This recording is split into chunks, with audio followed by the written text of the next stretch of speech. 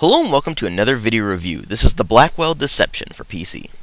This is a point-and-click adventure by Wajidai Games that was released in 2011, and it's the direct sequel to Blackwell Convergence, which makes it the fourth game in the series. And it's interesting to note that I went into this game expecting quite a bit, because I had just finished up the Blackwell Convergence and I was really pumped for the sequel. So when I went into this thing, I was expecting it to further develop things from the previous games in the series, as well as further explore the things that were introduced in Convergence and such like that. So the real question there is, did I get what I expected, or did I get something else entirely?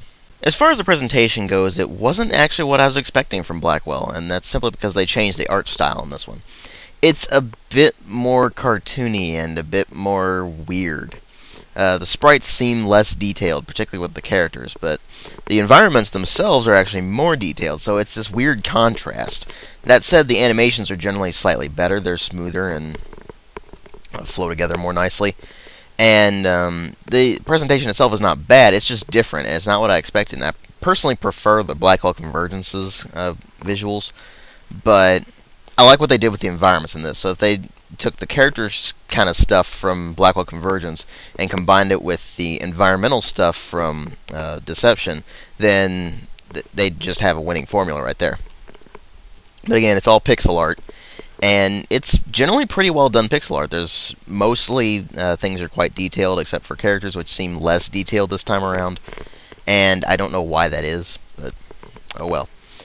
And the sound design is pretty much what you'd expect from Blackwell series. The voice acting is still really well done. They did a really good job getting people to actually voice the characters as if they're actually characters, as opposed to just reading a script or something.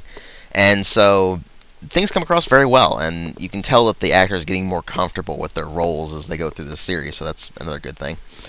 And the music is also another thing that fits the game very well. It just fits the game, and that's something that the music in all of this series has actually done, so that's something that's very well appreciated. But ultimately, it's not the sound design or the visuals that matter the most. No, what really matter are the story and the gameplay in this one's almost exactly the same as it was in the Blackwell Convergence. You're still playing as both Rosangela and Joey, and you switch between them at will, and you just go around talking to people, trying to figure out how ghosts died and how to move them on to the next plane. And you do this through a combination of course, dialogue, as well as combining clues in your notes and trying to find objects that might lead to new clues and such like that. So it's a pretty standard point-and-click game, and it's pretty standard for the Blackwell series. What they did change up, though, was how you do some of that, and they actually decided to give Rosa a smartphone now. So now she can just do her research on the fly, whenever she wants, wherever she wants, and that's a great thing, actually. It helps the flow of the game considerably.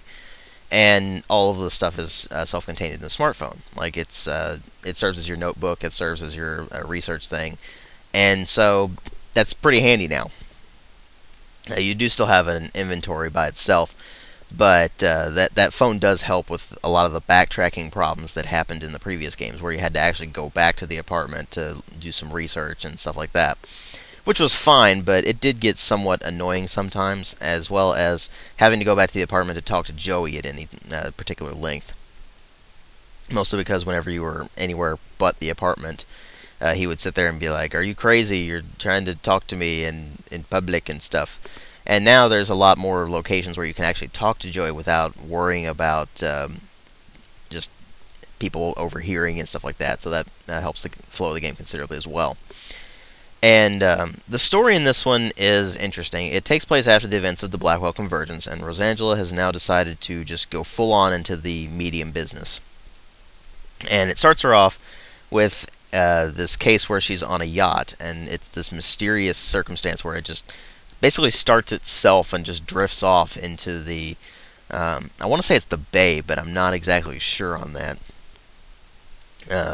But anyway, basically she goes onto this yacht and she finds this spirit and she has to move him onto the next plane, and that's how the game starts. But it also establishes that she's rather clumsy, and she's kind of unlucky in a lot of cases, so yeah. Anyway, once that's all established, it starts off with a new case that is brought up by her friend giving her a call. And he used to work at the paper that she worked at, which was the Village Eye, if you remember that from the Blackwell Legacy. And he had moved on to this much bigger paper. And when she goes over to his apartment to discuss this case he's working on, she finds out he's dead. And he was all like, "Oh, I just feel terrible. You need to... Could you help me out with this thing?" She's like, "Okay, fine. That's no big deal." But she goes over there and she finds out he's dead. So he's the first spirit you have to move on. And it starts off this chain of events that's really interesting. And it just keeps you wondering, well, what's going on here? What is this?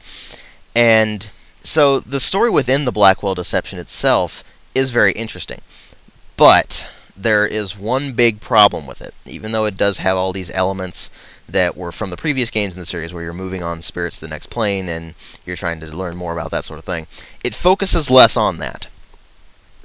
And it ends up involving street psychics and this whole plot around them. And I don't want to spoil too much of it for you, but suffice to say, it didn't really feel like they were going for something that fit the Blackwell series so much. Now, it may turn out later on in the series that this actually makes more sense, and it's just something that they introduced in this game and decided to move on with a new kind of plot line for it. But I'm actually kind of worried about how they're going to pull this off without it just coming across as ridiculous. That's not to say it's a bad plot line at all. I mean, it's a pretty interesting thing, and I want to know more. But I just feel like it doesn't fit the Blackwell series as much as the previous games did. I mean, the previous games were all pretty self-contained, and they fit together very, very nicely. They all explored kind of the same concepts, and they introduced new ones and then explained them later on and such like that. And the Blackwell Convergence introduced new concepts, which are kind of hinted at in Blackwell Deception, but they're not really explained. So it feels like they're just kind of deferring it to the next game, and that's not necessarily a bad thing. Maybe it'll fit better with the next plot, but I'm just kind of concerned.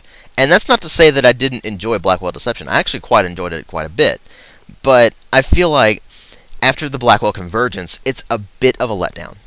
And that's not a bad thing, don't get me wrong, but it's just a bit of a letdown because I was expecting them to go full force into this stuff that was introduced in Convergence, and they don't really do that. So maybe that's just me getting my expectations up and, you know, having problems with that. But suffice to say, I still enjoyed the Blackwell Deception very much, and it's certainly on par with the previous games in the series, except for Blackwell Convergence, which was just, so far, is the best one in the series. Now, I am looking very much forward to the next Blackwell game, and I'm very curious as to how they pull that off and what they explore with the plotline that's introduced in here, which is just so different from what I'm used to from this series. And so I'm very curious, and I really want to see what happens in the next game. But as for Blackwell Deception, I give it a 3.5 out of 5.